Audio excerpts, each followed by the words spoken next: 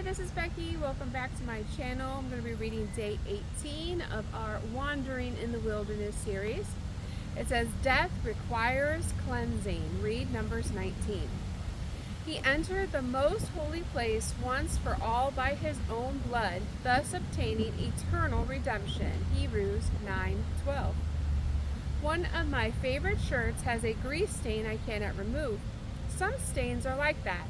No matter how much you soak or wash, they just don't come out. A small reflection of what sin does to the soul. Numbers chapter 19 introduces one of the most unusual ceremonies in Scripture, the ritual of the red heifer. Spiritual contamination needed intentional cleansing. The ritual wasn't about shame or superstition, it was about restoration to wholeness and community. Contamination came from contact with death.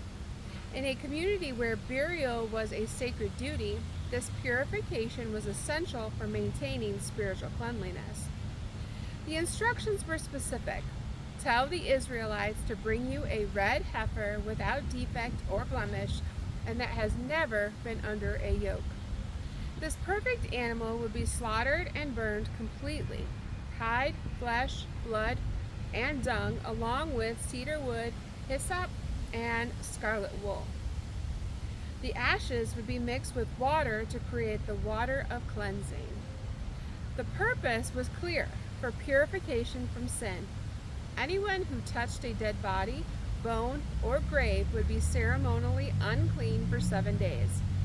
Without the purification ritual, they would remain cut off from the community and unable to approach God's tabernacle.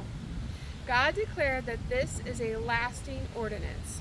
The ritual pointed beyond itself to a greater truth, that cleansing from the contamination of death requires divine vision. The writer of Hebrews later connected the red heifer to Jesus.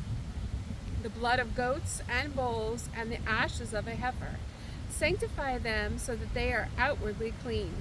How much more then will the blood of Christ cleanse our consciousness from acts that lead to death?